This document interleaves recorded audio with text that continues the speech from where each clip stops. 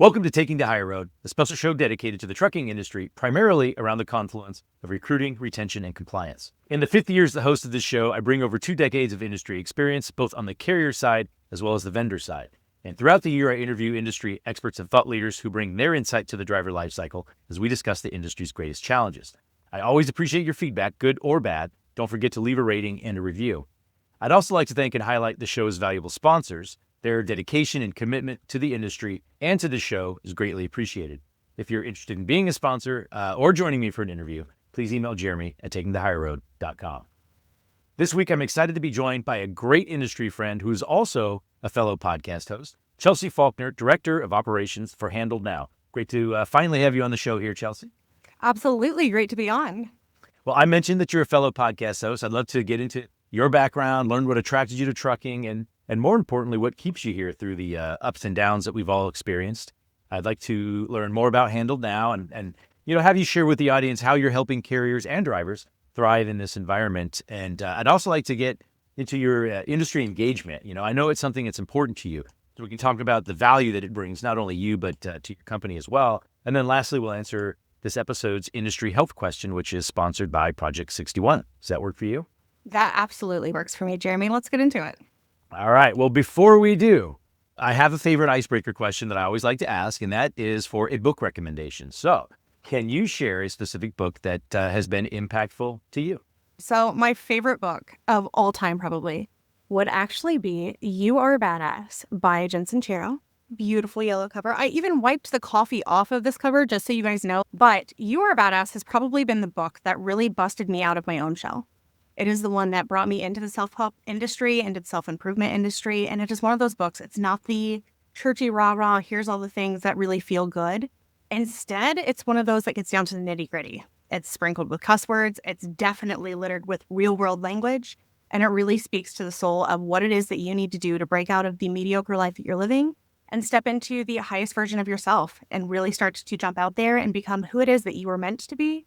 And who it is that you really want to rock it out into in the next decade or, couple decades of your life. When you say get down to the nitty gritty and stuff, a lot of times it also is there's action, there's required action as a part of that, right? Like you actually need to do something different. Let that, translate into action. Absolutely. Jen Sincero really gives you the actionable steps. And not only does she give you the actionable steps, her words will light a fire underneath your butt and say, here, if you're going to do it, now's the time to do it. You don't have time to wait until tomorrow because life isn't finite. And if you want to do something, you need to get out there and start doing it now. Or chances are you're going to hit 80 years old and you're going to be looking back and saying, man, why did I not take that first step? Why didn't I get out there and do the thing? Great suggestion. In January 2025, I formed a trucking industry book club. You're actually, you're in it, right? So I think Yes. We've got close to 90 people in the club so far, all industry friends. And so if you're listening and you're interested in joining the club, please send me a note on LinkedIn or send an email to Jeremy at takingthehigherroad.com. I can send you an invitation. It's a lot of fun. Let's get into who is Chelsea Faulkner. I understand that that's a question that probably could take 2 or 3 episodes just by itself. So let's, the condensed version, the badass version. That's really hard. Who am I? Honestly, I'm a powerhouse creative. I'm a mom of 3, first and foremost. I have 3 kiddos. My oldest is 16. I have an 11-year-old and I have an 8-year-old. They are the light of my life. Outside of that, I am the Director of Operations for HandledNow. I also am a podcast host for the podcast Drive. I'm a life coach who coaches women, specifically working moms, across this industry and several others in order to help them to reignite their passions and rediscover who it was that they are, or who it is that they are before society taught them who they needed to be. Aside from that, I have my own blog. I've been running that for well over 8 years now. And I tend to dabble in crafts. I've been doing all kinds of crafts for over 5 years now, running back and forth to craft shows because, ADHD tends to keep you up and busy and doing all the things at all points in time. But you're in trucking. You're very, very much in trucking. You touch a very important aspect of it around the drivers, right? Recruiting and hiring, managing, et cetera. How'd that happen? So honestly, Jeremy, I have this fun story with the fact that everybody that's in trucking was either born into trucking, their fathers, their grandfathers before them did it, or they ended up here by accident. Hi, my name is Chelsea. I ended up here by accident. I actually worked in staffing. I worked in light industrial staffing for a company prior to this, probably, I'd say it was about 10, 11 years ago now. And that's where I was working with the owner of the company I've handled now, Zachary Ellis. He was working in the trucking side. I was running my own branch out of Lebanon, Indiana, and I was doing the light industrial side of things. That's where he kind of got to know me a little bit about what I'm about, my work ethic, what that looks like. Fast forward a few years, I had been out of the industry. He starts Handled Now. He reaches out and he's like, hey, I started this trucking company. I really need you to come work for me. Like, hey, I'm pregnant and you're offering a 1099 position with no insurance. I don't think that's going to work. I did the stay-at-home mom thing for a little bit, started the blog, ran with that. And then all of a sudden it crept up on me and I was like, you know what? I think it's time to go back to work. So I reached out to him and I was like, hey, I don't know anything about the trucking industry, but I do know that I trust you. And if you're saying this is something I could do, then apparently I need to dive in headfirst and see what this is. So I dove in headfirst, and here I am. I got a little bit curious about the situation and about what trucking was and what the industry could bring me. And it's brought me a lot of really good connections, a lot of insight, and it's let me be introduced to a lot of drivers who have opened my eyes as to exactly what it is that a professional driver is, what it is that they do, and how integral they are to everything that happens in America. Yeah, well, absolutely. I also, like you, was not born into it, but an opportunity presents itself. You dive in. I think it's important, kind of to your point. But then also, if you just apply yourself, you quickly realize how important this industry is, how great it is, and it's the people. And we can get into that a little bit later because that is an important thing to touch on. But you mentioned the podcast. I've actually been on your show. It's one of the longest running industry podcasts that I know. Can you share a little bit about your show and how it's helped you as well as your audience? So our audience for Drive is more so the drivers, the ones that are in the truck. And the way that we pose the show is we're really looking to connect those people who are in the office to the drivers, because oftentimes we see that there's a large disconnect between the people who are sitting in the office, be it the dispatchers, be it people who are in the C-suite, or anybody in between, and the people who are behind the wheel. A lot of times that's where there's a lot of frustration that comes about in the industry, because there's not a clear understanding of what's happening in the office versus what's happening behind the wheel, because we're not having those conversations openly. So Drive was created to start bridging that gap, to start being that catalyst between what's happening behind the wheel out on the road and what's happening within the office. So we can have a better understanding as to where those problems are coming up and where it is that we can better create solutions between those two, so that everybody can have a better understanding of what the roles are within the industry, and so that the drivers can have a bigger voice. Now, as far as you saying that it's been one of the longest running, I have specifically been on the podcast for, this would be my third season. The past 2 seasons I've been a co-host, and this is my first season hosting all by myself.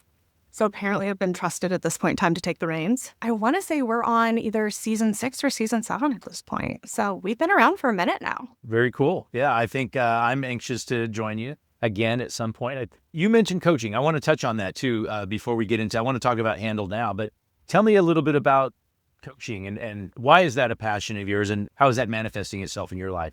So I really got into life coaching solidly about 2 years ago. I started working with a woman named Susan Hyatt, who is a life coach out of Evansville, Indiana. She has absolutely been a major inspiration to me, but she really opened my eyes to the fact that while I've grown up in small town Indiana, I've always felt the need to grow outside of the box. I've always been that person that was really outspoken, really had this voice that needed to be right. You could never guess that. I've always been that person that's had this voice that has felt that it needed to be amplified because of the fact that I have really strong opinions. I have a lot of things that I want to share, and I have a lot of empowerment that I feel like I can give to a lot of different people. Can I add that you have a big heart? And I think that matters, right? That's where it stems from. But I didn't mean to cut you off. No, you're good. You're absolutely, I mean, I will always take a compliment. Always. But no, once I realized that that was a career path and that's something that people were actually doing and they were succeeding with, I was like, okay, wait a second. This seems like a calling for me. Because I look around, and specifically even looking around this industry, when you've got so many women who are working in a male-dominated industry who are holding themselves back in so many areas because it's, oh, well, I need to balance motherhood with my career. And what does that look like? And can I succeed in both of those areas in a way that I'm successful in both of those areas? Or if I'm giving too much to one or the other, is it that I'm lacking in one or the other because I'm just not giving myself up enough? And if I am giving myself up enough to both of those, then where am I burning out and how fast am I burning out? Whereas if they had more of the support behind that and they had the ability to really sit back and break that down and really process what that looks like and have the support and the empowerment to say, you know what? You're not messing up on any of this. you are showing up the fullest version of yourself in all of these places. You are showing up the best and brightest that you have the ability to, and the capacity that you have the ability to exist right now, right here where you're at. And if you would stop letting yourself have these limiting beliefs that are holding you back right now, you could show up even brighter. But you're letting these narratives that have manifested in your head hold you back from what your potential is. So let's sit back and let's see how it is that we could break those down to let you go even further.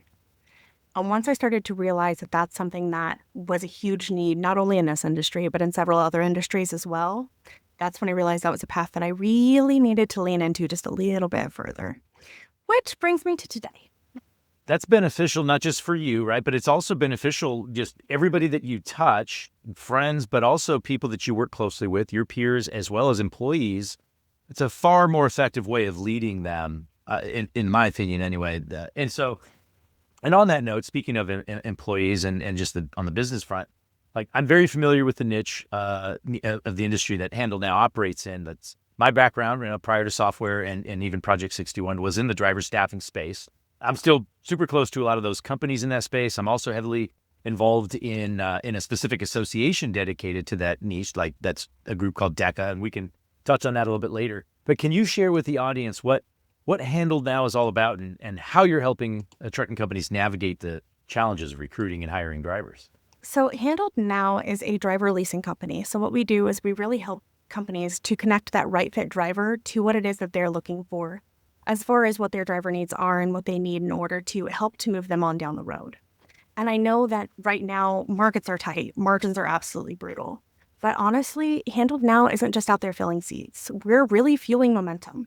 So while companies' different recruiting departments are quite frequently drowning in compliance checklists and candidate chaos, we're out here cutting through it. We're killing the downtime and we're keeping those wheels turning. That keeps profitability moving on down the road as we're cutting through it, and we're making those processes a little bit more seamless. And we're making sure that those transactions between the driver and the company itself, they're a mutually beneficial transaction. So it's not just that it's a good fit for the company and that it's just another warm body in a seat that's holding a steering wheel. It's also a good fit for that driver.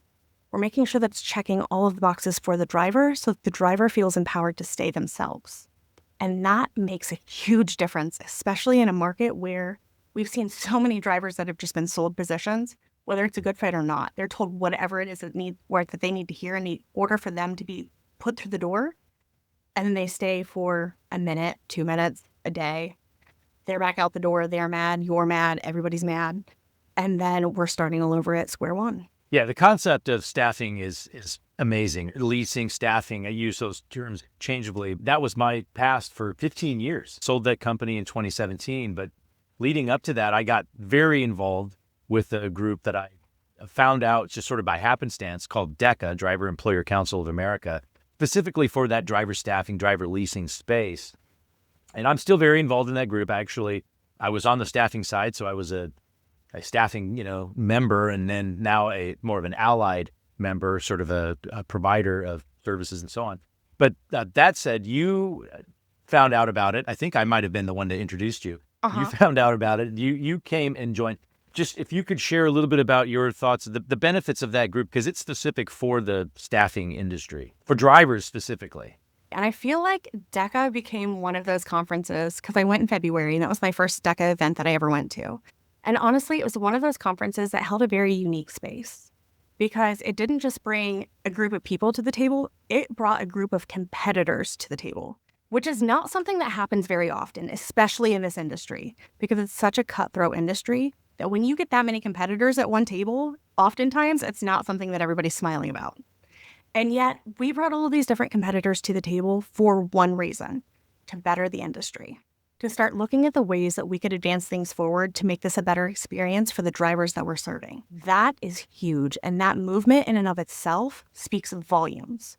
Because when you are able to take that many different companies who are willing to say, you know what, yes, I understand that this space could be uncomfortable for me to show up in, but I'm still going to do it because my drivers at the end of the day are my priority, and making this a better experience for them is the most important thing for me, because without them, I wouldn't be sitting here. And so DECA really was that catalyst, if you will, for me that spoke to the fact that this industry is so unique in that way.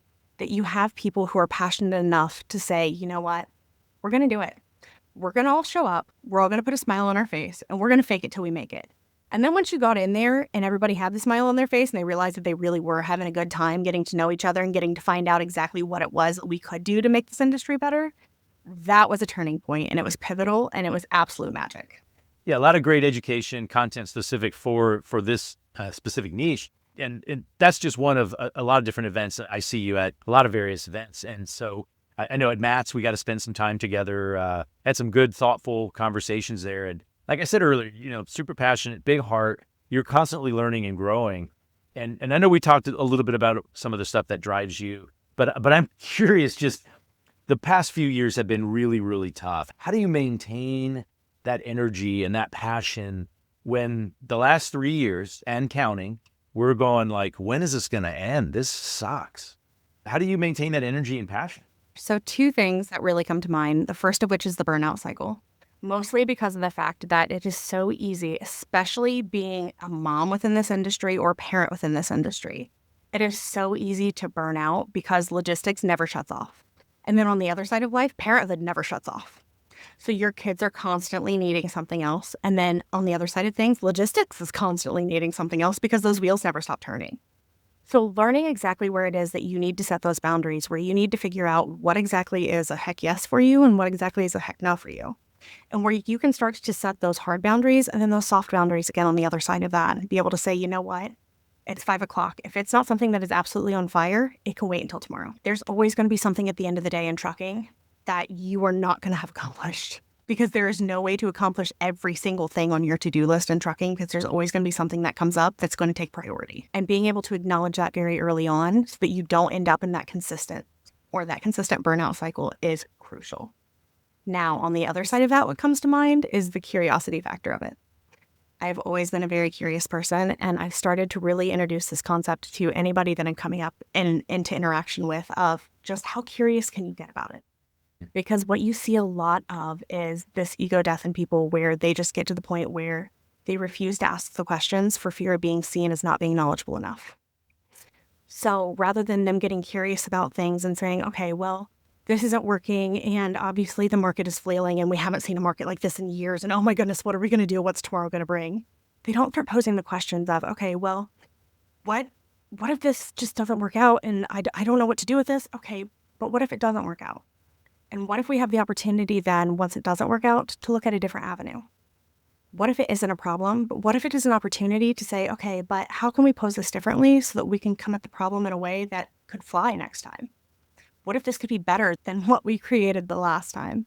And what if we could then take that and pivot and turn it into something completely different that's going to serve the industry in a way that's going to elevate everybody, not just us where we sit? And when you start to get curious about those things and when you start to dive headfirst into it, you start to invigorate what it is that you came into this industry for, and you start to rediscover your passion. And when you start to rediscover that passion, you start to find fires that have been lit back within you that you didn't even realize had been burnt out. Well said. And I'm glad that you keep the coals in the oven, right? And you're always present, you're always engaged. And in fact, I know last year, 2024, you spoke at the Women in Trucking Accelerate conference. And I've heard that you'll be on stage again in 2025. How excited are you about that? I will. I am very excited about it. I am so stoked for Is the that opportunity. okay? Is this public information? I mean, I think it's public information. I got an email, so it's at least Okay. public to me at this Okay. point. And now it's public to the whole ecosystem of trucking. Yeah, and so this is probably the first time it's being announced publicly, but you got that insider information. Right. But no, I'm super excited about it. And again, that's another one of those things that curiosity kind of leans you into. Because last year in 2024, that was one of those opportunities that I was sitting there going, okay, but what if I just get curious about it? I hadn't been in public speaking in any capacity since high school. And I was like, okay, I kind of got an itch to do it again. What if I just get curious about it? What if I just apply for it and see how far I can get? And then all of a sudden I landed this public speaking position. And then I said this year, I was like, okay, but what if I try it again? What's going to happen then? And now here I am going back for it again. And we're going to see what it brings this time and what opportunities and what doors that opens this time. Well, that's exciting. I'll be there. I'm looking forward to it. And I'll make sure to know what day that you're speaking so I'm not It's not one of those like, well, I had to leave, early or something. So I want to make sure that I'm there and supporting you. Before we go, I want to be sure we take a minute and answer a question during the show's Industry Health segment, which is sponsored by Project 61. And the question is, how do you get more drivers engaged in a company wellness program? I know this is not something that you were prepared for necessarily, so it might be coming out of left field a little bit, but I know that you care about the health and wellness of your drivers. So from your perspective, how do you get more drivers engaged in a wellness program? I think a lot of it starts with meeting the drivers where they're at.